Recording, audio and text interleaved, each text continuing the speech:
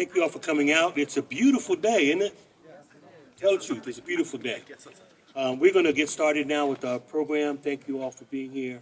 And we will start with a welcome by Chair of the Upton Planning Committee, Darrell Cribb. Good morning, everybody. Good morning. My name is Darrell Cribb, the President of Upton Planning Committee. Welcome to the Upton area. This is the beginning of many ribbon cuttings in Upton. From our focus on home ownership, a revived commercial corridor, beautiful green space, and overall healthy living. As you know, there are several developments in Upton. This is the home of the Thurgood Marshall Amenity Center, the Indigo Demonstration Farm, and soon Afro-American Newspaper Headquarters. Today we celebrate the completion of a whole block of new homeowners. We plan to continue this throughout the Upton community. We want to thank you for being here this morning and welcome. And we have homes for sale for anybody who's interested in a home. We're going to welcome now Dr. Franklin Lance, who will give us an invocation. Good morning, all. It is my job to ask God's blessings over these activities, and so let us pray. God, we affirm the words of the psalmist that this is the day that the Lord hath made, and we shall rejoice and be glad in it. We thank you, God, for your intervention, God, now as you have us working in this community. We ask that lives are changed, that people will be helped, that people will be healed, and people will be made better by way of this work. Now, God, we thank you for your many blessings. We thank you, God, and we ask that we don't do this for any self-aggrandizement, but rather, God, so that people are made better and you get the glory. We ask this in the name of the divine. Amen. I'm going to bring to the podium now, Wanda Best. Sometimes we get good advice, and if we're wise, we follow it. So Dr. Lance was trying to, in a very diplomatic way, tell me not to jump up and down and introduce each individual. So what we will do is I'm going to invite Wanda up and have her introduce the next few people, and then we'll move to remarks. I will be standing by in case I need to bring the hook out.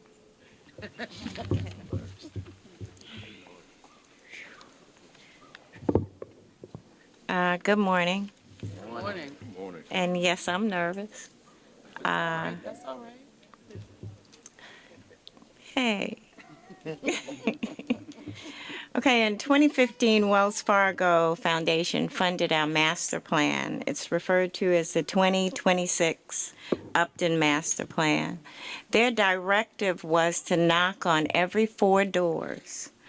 We realized when we started trying to follow their instructions, Tracy, that we couldn't do it because we didn't have occupied houses.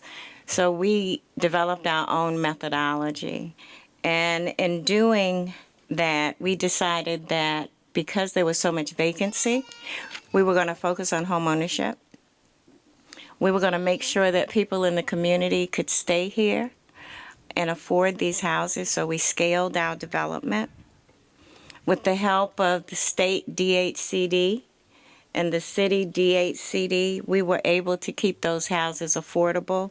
We partnered with homeowners counseling so that some of our renters could make that transition to home ownership. And as you can see from this block, we've been successful. We've been able to bring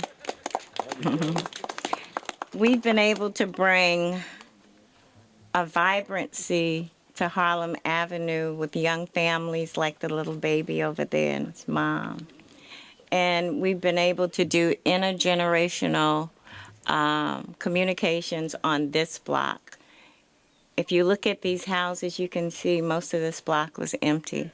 So with the partnership of DHCD City, the state, with developers like Harrison Development, we plan to move this model throughout the community. I think we have a product that's sustainable and can be replicated throughout Upton and other parts of Baltimore City. Mayor Scott. Yes, ma'am. Okay. All right, next I'm going to introduce you to Dean Harrison. Okay. Thank you, Wanda. Well, good morning, ladies and gentlemen. Thank you for coming out to celebrate with us. It's great to see babies and families out here who are now populating the block. I just wanted to come here and thank you to the mayor for showing me the program and what I'm supposed to do. So I'll start with that. In terms of timelines, we started this work with the majority of this block being vacant. And that was the pandemic years of 2020. And to date, thankfully, it's a total of 38 within this project. We bought 2 additional units just to make it even 40 to keep everything going as best we could. But we've completed the whole black outcome and the work of the vision that you heard Mr. Cribbs and Wanda Best talk about that they outlined in their 2026 Upton Master Plan, which was the focus on home ownership and whole block outcomes. But to date, we've completed 28 units on this block, and we're about to start in the early spring. We may just move right over there, depending on how the weather goes, a little sooner. The next 10 on Edmondson, and that will complete our overall work, and that'll be done by the second quarter of 2025. But I do want to, again, highlight the fact that none of this would have happened without the support of the state and the city and the planning of the leadership of Upton Planning Committee in formulating that 2026 Upton Master Plan, which focused on a vision, and we've been lucky enough to be a vessel to help create that vision and bring that to fruition. And again, you heard Wanda mention the support of the state, Carol Gilbert, my man Larry Brown, who always tells me I'm always focused, got my head down working. He said, sometimes, Dean, you got to celebrate. So we talked about figuring out a time where we can come out and celebrate a whole block outcome. So thank you for that, Larry. In addition, I don't know if Trey's here, but thanks, Trey, too. The city, Mayor Scott, as always, I think there's a reason he's got this second term, and now he's got another 4 years to be the mayor we need here in Baltimore.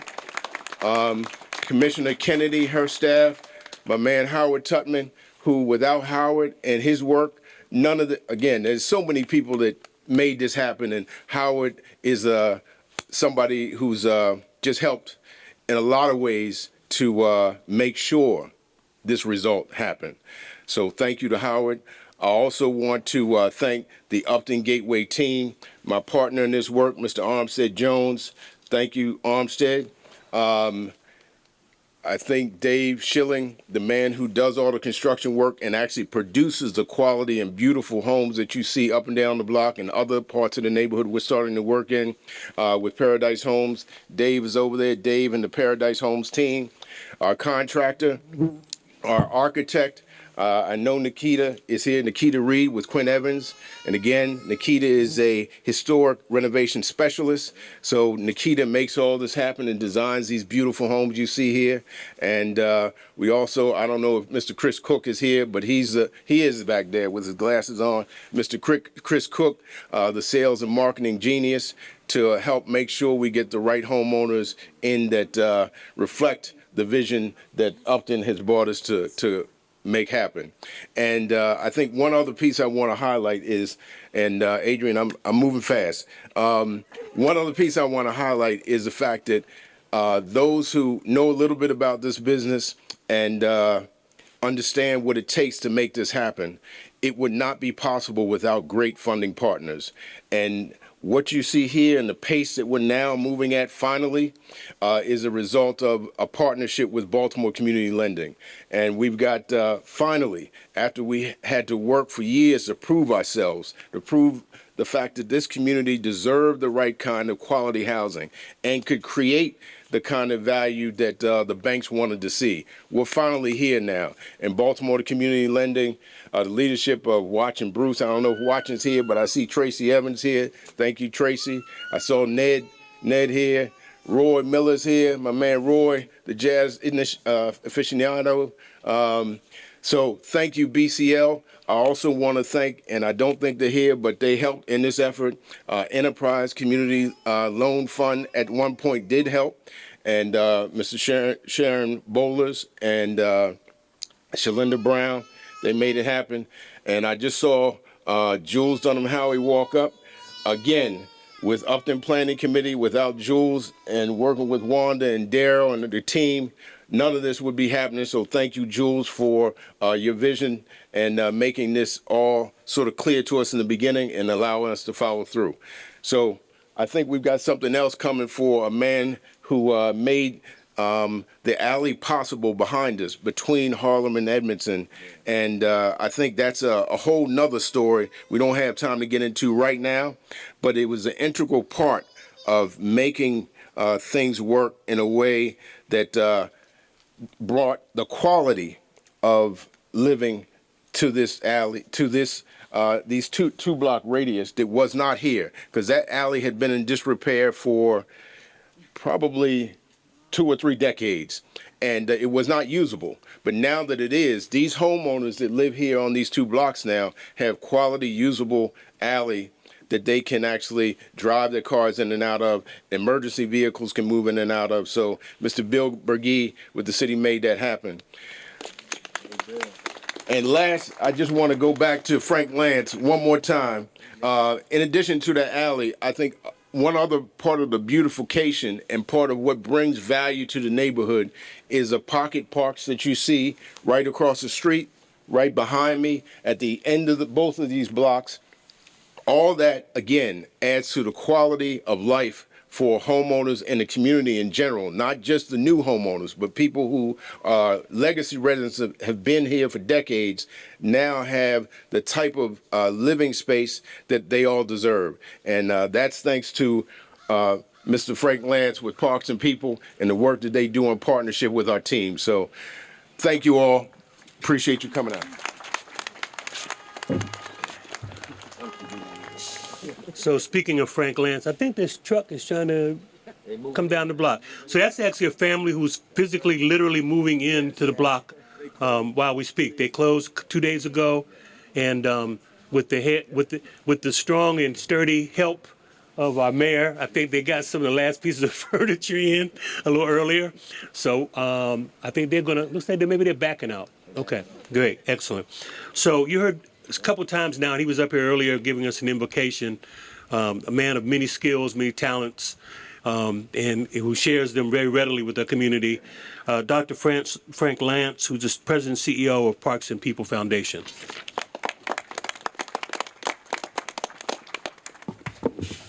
Once again, good morning, all. And so, as Dean and others were talking, I just want to step back and set the stage for where we are today. This is a collective effort. This is a collaboration of a number of different partners. And so you have Dean Harrison and his development team. You have Upton. You have Baltimore City under the mayor's administration. You have Wells Fargo, Baltimore Community Lending. We've all come together to try to make an improvement in the Upton community. And one of the points that I want to make is, it's not just here in Upton.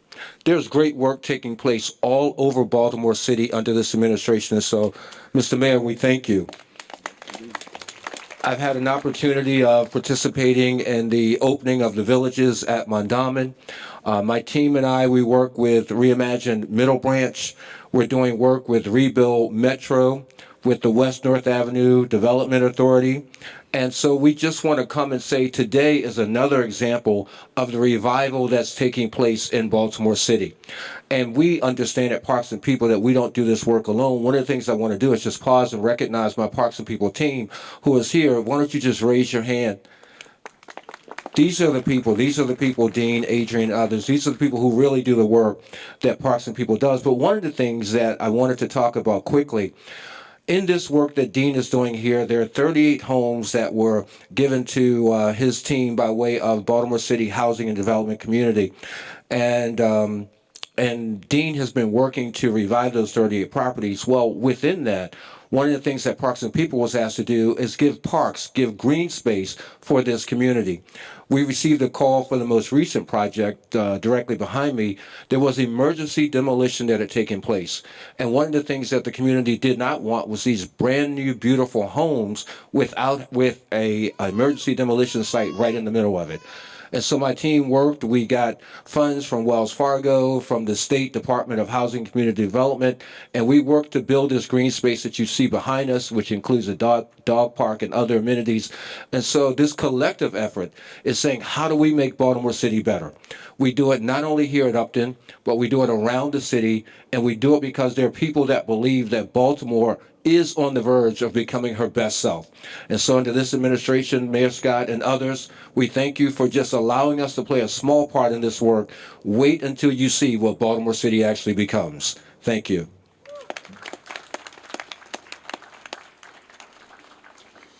So another name you've heard several times, and we all know that none of this stuff happens without money. Wells Fargo has played a very integral role. As Wanda mentioned very early on, they provided $100,000 plus some number of years ago, again, in terms of a vision of what could happen in West Baltimore.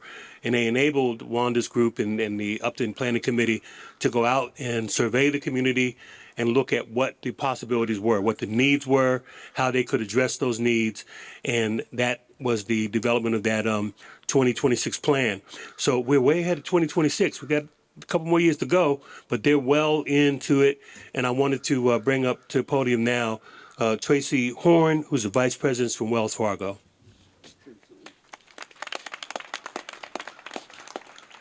Good morning, everyone.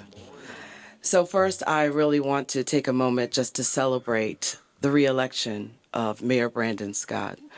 Obviously, he's making impact in our city, so thank you so much for all that he's doing. As shared, Wells Fargo is definitely making impact in our communities, and it's not just in housing access and affordability. So today, I just want to touch a little bit on the significance of green space.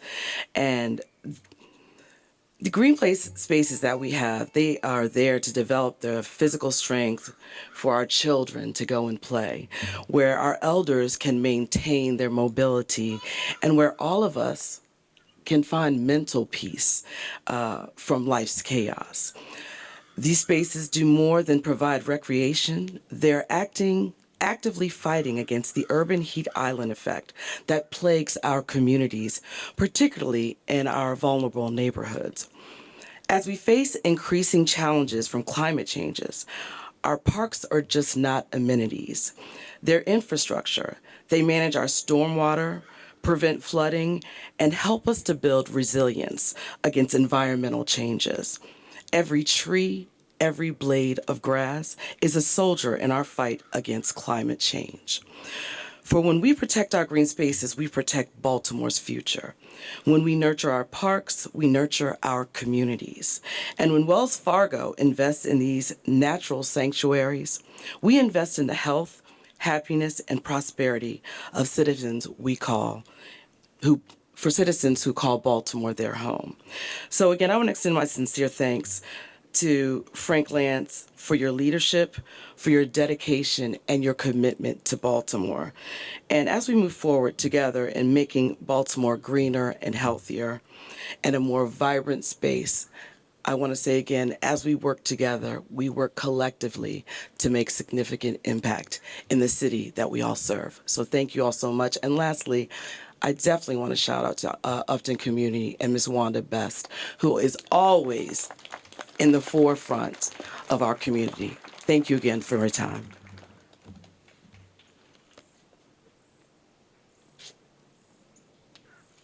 Thank you. So we've, not to make this political, but, you know, we had some election outcomes that were not as favorable for some of us as we would have liked. So it is really heartening to know that on the home front, we have leadership here that we all support and celebrate, and it's shown over and over again why he has been selected by the people of Baltimore to serve as its mayor. If you will now help me welcome Mayor Brandon Scott. Good morning, everyone. All right. I tried to wait. I wanted to see if we can get the energy. This is a celebration in West Baltimore. This is not Northeast DC. Good morning, everyone. There we go. That's more likely. That's more likely. This is a great, great day to be celebrating in the historic Upton community. But now that we've made some noise, I just want everyone to just be quiet, except for the baby, and listen. And for those of us who have been in Baltimore for some time, think about what this block would be like in the 80s and 90s at this time, right? The peacefulness that you hear right now, the joy of a baby telling me to shut up. Those kind of things escaped this community for far too many years. And that's why we have to celebrate this progress, knowing that there's much more work to be done, knowing that this block that we see with these beautiful homes now once looked like, not too long ago, the one behind us that we're going to do next, Dean, the one behind us, right? That's the reality of the progress that we're celebrating today. And we could not do that without great partners. First, I'm going to start with the mayor of Upton, one of the best, and her fabulous team. The Vice Mayor, Mr. Durrell, thank you all for continuing to fight for this neighborhood through all those many years. Very, very also big shout out to Dean and his team at Harrison Development. Dean, we know that you do these projects, and every project is its own labor of love all across the city, but I know this one is particularly special to you because this is where you and your lovely wife lived, where you birthed your first daughter, so you know better than most the positive transformation that has taken place in this area. Our partners at Parks and People, Reverend Dr. Frank Lance, thank you very much. I feel like Reverend Dr. Lance almost works at Rec and Parks. I see him so much these days, celebrating them, working on in partnership with us in communities around the city on these public spaces, and of course, our partners in government. Councilman Costello, who has fought for this community alongside Miss Wanda and everyone else for the entirety of his term, Assistant Secretary Gilbert and the folks at State DHCD, everyone from Baltimore City Department of Housing and Community Development, thank you all. Because today marks a significant step forward in the trajectory of West Baltimore and all of Baltimore. What we see in this block is a product of determination, of vision, and deep-rooted community collaboration. Upton Gateway Development has turned 2 blocks of what was all basically vacant homes into these 22, soon to be 38, new homes. Affordable, and we can't wait to see that continued transformation. Can't wait to come back for the 800 block of Emerson Avenue. The pocket parks that you see behind us, designed with Park and People's Foundation, are not just green spaces. They are symbols of our city and our community's commitment to healthy and connected communities. This project is really a testament to what is possible. We invest in infrastructure that uplifts our neighborhoods. From alley repairs to utility work, we coordinated every effort to really prioritize this project. The city's housing and community development has played a crucial role, of course, acquiring these vacants over a number of years and working with the community partners to bring these homes into life. This project really ensures opportunities for home ownership without displacement. I'm going to say that again. Opportunities for home ownership without displacement, and supporting the residents directly. To ensure that the home ownership was affordable, DHCD is offering $60,000. Actually, a gentleman told me he got $70,000 in down payment assistance and closing cost assistance, empowering families to become a part of Upton's legacy. Upton Gateway represents our shared vision for a revitalized Baltimore, a city where historic neighborhoods like Upton that had a great heyday, as we once say, but then were disinvested in and ignored for far too long. And the shadow of the highway to nowhere can rise again and rise to be the best version of itself. This work ties directly into our $3 billion plan to eliminate vacant housing in Baltimore over these next 15 years. And we will not stop. This project is a great outcome of our impact investment area strategy, and it is what equitable development looks like, and this is how We work to right the wrongs of the past every day. So to everyone who played a role in bringing this to life, from Wells Fargo, Baltimore Community Lending, Upton, every single person, and of course you, Dean, and your team, thank you and congratulations to all of us. But let's not stop here. Let's go to the next block and the block after that until one day, as you heard from Reverend Dr. Lance, that all of Baltimore will be the best version of itself. Thank you very much.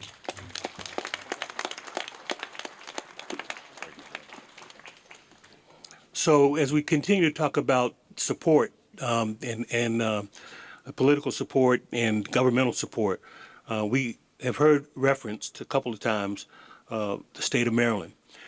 Carol Gilbert is here with us today, who is the Assistant Secretary for the Maryland Department of Housing and Community Development, her organization's played a major role in this work and all work across the city. I'd like to bring up to the podium now Carol Gilbert. Good morning, everyone. Good morning. Thank you.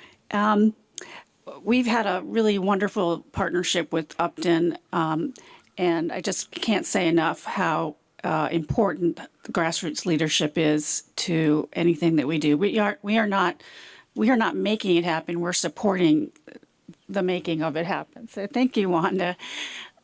This investment represents about $1 million from us, from the state Neighborhood Revitalization Division, and a lot of work goes into it, making those dollars come into the street, so to speak.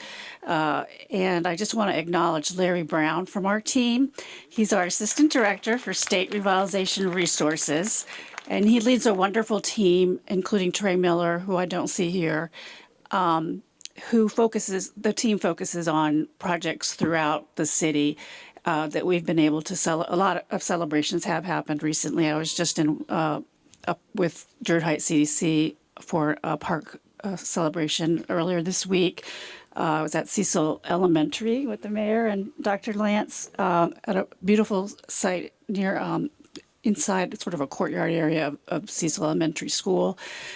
Really, there are wonderful things happening everywhere. There's that myth that people don't want to live in Baltimore. Do you hear that myth? Because when beautiful houses are made available, they go. They're not sitting.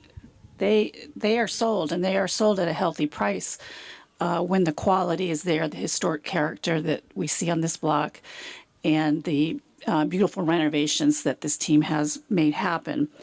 As the mayor mentioned, there's really a new burst of energy behind the goals for eliminating blight.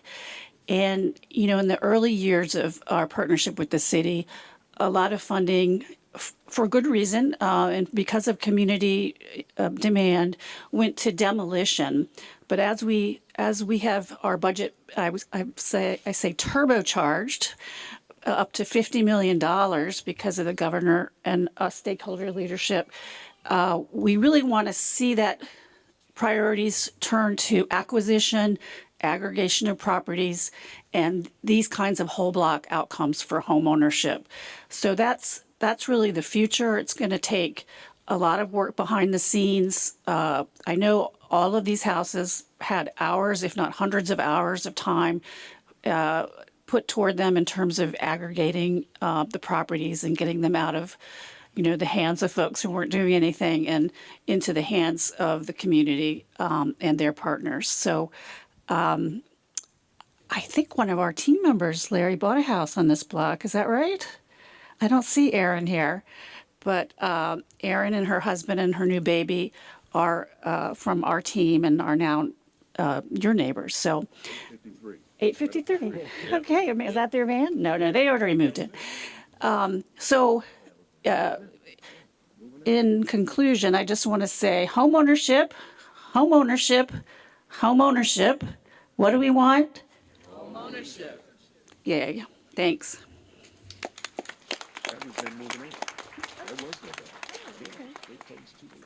So the support that we talked about happens at a lot of levels, and we've heard reference again some people who are in the audience who are part of the team with Baltimore City's Department of Housing and Community Development, and they work hand in glove, I guess, with the state I'd like to bring to the podium now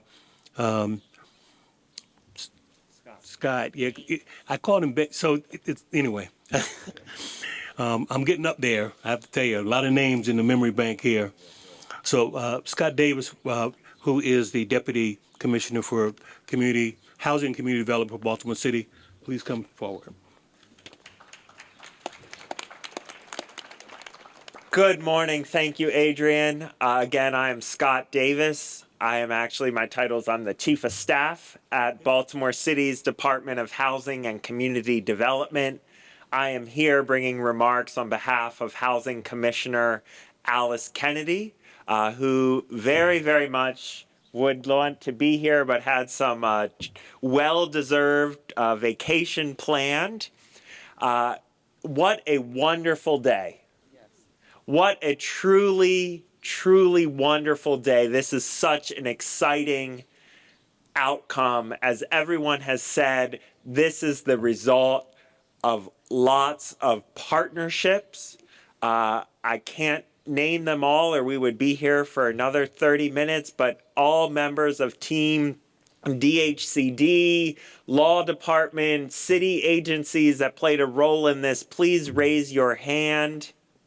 I know there's more of you than just one hand up here. Raise them. Proud. Yes. Yes.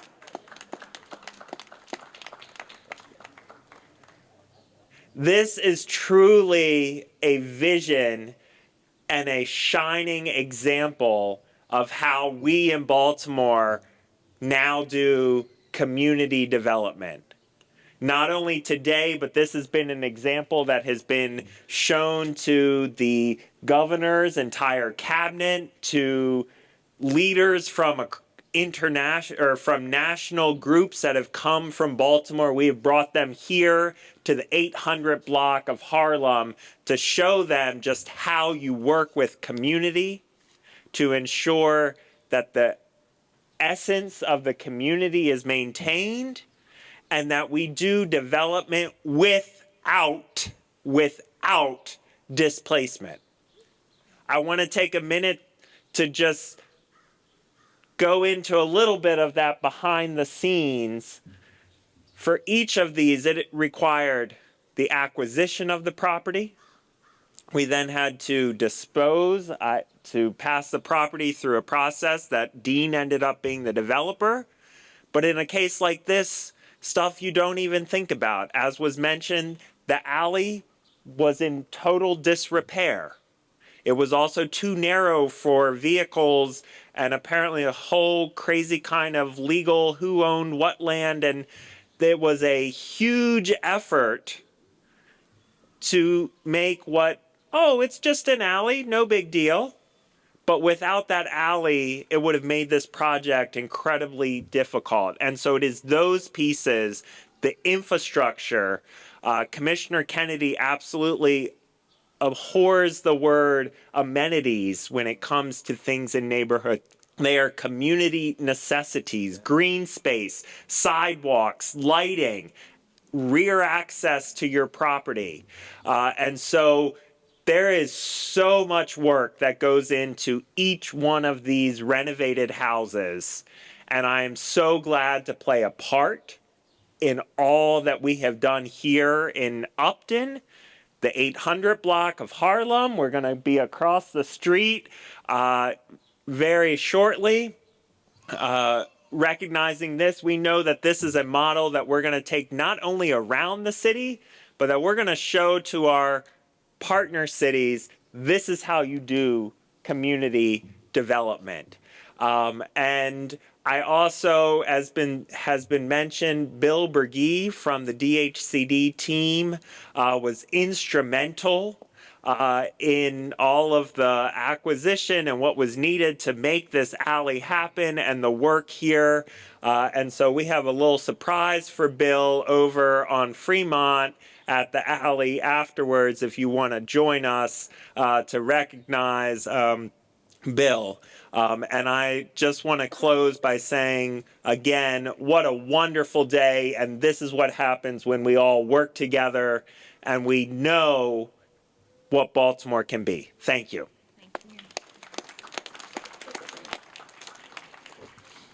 one more speaker. And prior to bringing him up, I wanted to just take a moment to also thank Dean. I remember it's like 4 or 5 years ago, I invited Jules and Wanda to my office and said, I have a guy I want you to meet.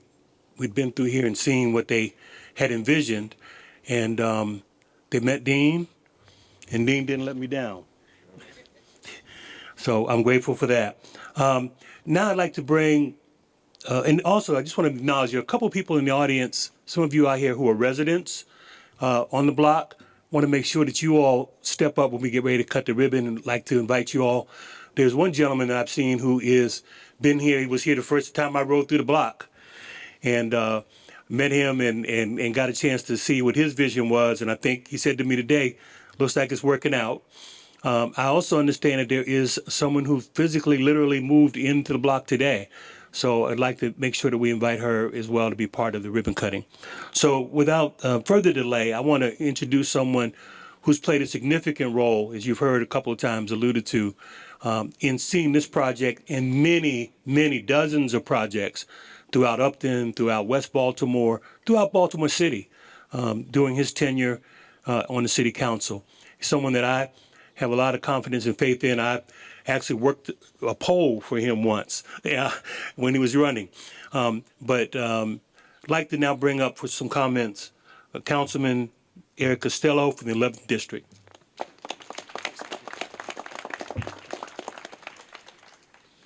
I remember when I first walked this block, I think in October or November of 2014.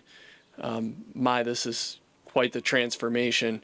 But this transformation wouldn't be possible without a number of people, and you've heard everyone thank today, and Governor Moore and the administration, Mayor Scott and his administration. I have to say that, and I've said this on a number of occasions, and oftentimes people have rolled their eyes at me, and I truly mean no offense to Harlem in the Bronx, but Upton is the most historically significant black neighborhood in the United States of America. And for folks who know me and know that I'm from New York City, they may roll their eyes a second time when I say that, but that is the truth. And I can't tell you how deeply grateful I am personally to people like Jules and Wanda and Daryl, who allowed me to be a part of this, and to everyone who's been involved. And I especially want to thank the good folks who worked at the Law Department and the Department of Transportation and the Department of Public Works and Comcast and BGE and Verizon, and especially the folks at DHCD like Howard and Tony Badon and Bill Berge, because we would not be here today if it was not for your diligent, dedicated work to make sure that we got the outcome that the residents of this neighborhood deserve. So thank you.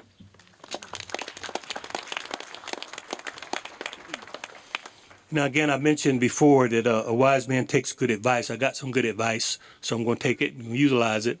If there are folks here from the media who have questions, we will take a few questions now before we go to the ribbon cutting.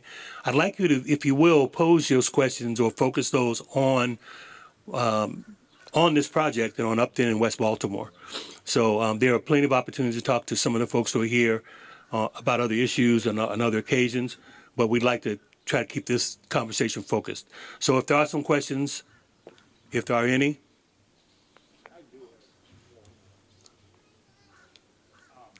Mayor Scott, good morning. Oh, yes, sir. Great to see you. The $3 billion you mentioned, $1.5 billion of that still needs to be raised. I was at the vacant council meeting. That's a great setup that is there. How do you anticipate that being raised so you can, achieve the goal of no vacant houses in the city? Yeah, I think it's important to start off by saying that it has to be raised over a 15-year period. right? And when you talk about the amount of money that the city and the state are already putting in, I know the councilmen and the council are actually working through an historic TIF, right? We've seen TIFs go everywhere that the water touches in Baltimore, but now we're bringing it into neighborhoods that have been disinvested in to deal with vacant houses in our city, tax incentives for uptown and not just downtown.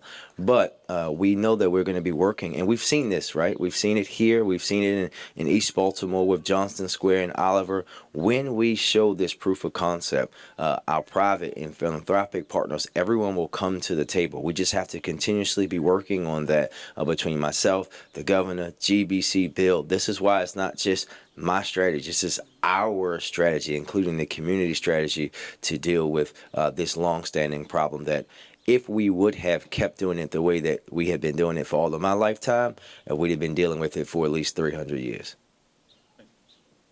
Well, since I'm up here, and anybody else got any questions? Mackenzie, your question, is it on topic or off topic? I have an on-topic and an off-topic. Let's go, we're good. I'll start with the on-topic question. Just like looking at the housing affordability issue, not just in the city. I was talking to Senator Van Hollen yesterday about working with the incoming Trump administration, finding ways to increase affordable housing. Are you concerned at all about what, the next 4 years could look like in terms of those partnerships and increasing the affordability for housing here in the city? Listen, we know that housing affordability is a crisis for the United States of America, Mackenzie, as you said. And I think we were concerned, and we remain concerned. We might be even more concerned than we were last week that we are now. But we have to do the work. We know that no matter what's happening in the White House, we have to work with our federal government, and we're going to be working and pushing on them and continuing to rely on the best congressional delegation in the United States Congress to help us, because here locally we have proof to concept of things that work, right? You just heard me talk about some homeowners that are literally moving into this block today who received $70,000 to help them buy their house and keep it affordable for them. We have to continue to grow those kind of things. You can see the impact of our Buy Back the Block program that we have here. All of these incentives and things that we have, and we're going to have to push to make sure that we expand those, but that also there are not policies put into place that worsen and make worse that problem that we see about affordability. What's your other one? Go ahead. Just a question on the Criminal Justice Coordinating Council. Yeah, from yesterday. I was listening through it, and there was the idea of the diversion program for 18 to 21-year-olds, virgin adults, first-time car theft offenders. I heard some concerns raised by you about how do we know if this will be the person's first time? What is the plan moving forward, and how do you best address some of these concerns that we're seeing about these young people who are committing these crimes? So again, I just want to remind everyone that 18 to 21-year-olds are not juveniles; they're adults, right? And that's what the discussion was. For us, as you heard from me and from the state's attorney's office yesterday, we did not just outright say no to our partners at the public defender's office about the idea that they presented to the rest of the council. That's why we had that council, so that people can put forward ideas and things that we can work to see, have they been proven in other places. You heard me ask that question. Have you seen this work in another place? But this is what we're going to do, right? The police department of Baltimore City works at my order, and I've ordered them to make the arrest when people commit those crimes. And then we're going to work with our partners in the state's attorney's office, everyone else that's as part of the Criminal Justice Coordinating Council, our partners at the state, to talk about what rehabilitation looks like, what accountability looks like. And I think you heard from me yesterday questions about making sure that we have all the data, right? Thinking about, you heard them bring up restitution and whether that's happening, right? And the people that are victims, if they're actually getting that. Thinking about when would it be appropriate for you to be able to have some sort of arrangement where you meet the person that actually was the person that you victimized. I know for me, as a victim of gun violence, right, who did not get to see the gentleman that robbed me until 10 years later, that moment was the first time that I felt like I actually got some justice because I was able to have that conversation and talk with him and really talk about that accountability. I didn't even get that in the court system because they just played it out without me even coming to court. And I think what we're going to do now is allow them to present the rest of that information to us and go from there. But from now, as you heard from me, as you heard me direct our police commissioner, we're going to do what we do every day, and that's go out there, and when people are not doing the right thing and committing these crimes, we're going to arrest them and control what the city controls, and that's our ability to enforce and make those arrests. Do you believe that idea from the public defender's office, their push for that sends the wrong message to people in the city, that will be the direction the city is moving? It depends on how you guys tell the story, Mackenzie. If you guys go out there and tell them the truth that they presented this idea, and then myself, the police, and the state's attorney's office said, hold on here, before you present this idea to us, make sure that we have all the data, all the facts. Has this worked in other places? Because I want your viewers to hear it. This is about them saying, if this is someone's first time and they're 18 to 21 years old and getting caught stealing a car, would we have some kind of diversion program for them? Yes or no? The answer is we don't know yet, and we have to look and see if that has been proven to work somewhere else. We know that diversion works. We do diversion in Baltimore for low-level drug offenses to get people the help that they need, and that's what we have to see. We have to look at all of these things from a data perspective and a public safety perspective to make sure, because ultimately what we want is accountability, healing, and we also want those victims to get the restitution and the things because that's what happens in an event like that. You're talking about people's cars who are stolen that they can't get to work, right? And those what those people want to see. They want folks to know that has happened to them. I have a question on the topic of affordable housing. Yes, ma'am. So I'm a small investor up here in Baltimore. I'm from DC, and Welcome. Leave the mumbo sauce down there. we talked about this. But affordable housing. What is are you open to using, let's say Park Heights, for example, how all of the old homes that was knocked down and now it's just vacant lots. Are you open to having prefabricated housing set on those lots? So I think for Park Heights, we actually have a master plan. We can get that to you, and actually that construction is started on the next phase up there. We're open to anything that keeps the culture of Baltimore at risk. I mean, in its heart, right? You can see that on this block. We know that this is not a cookie cutter, right? We know that every block is different. That's why this strategy that we will be able to share from you is a whole block strategy, block by block, because what happens here, right here in this block in Upton, in Emerson Village, might not work, right? And we have to be able to understand that because what we don't want to happen in Baltimore is what happened in your beloved town, where we lost a lot of culture and history, and we don't want to see that happen here. But thank you. It's still a lot. We're going to steal the rest of it, though. We're going to steal the rest of it. We sell mumbo sauce in the stores, just for y'all, Thank you, everybody.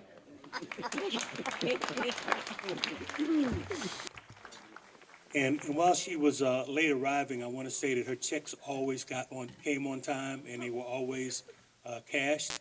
And I want to acknowledge watching Bruce. I heard reference earlier to BCL.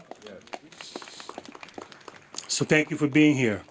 So if we could now, those of you who are residents, the new and legacy residents, would you all join us up here at this gold ribbon?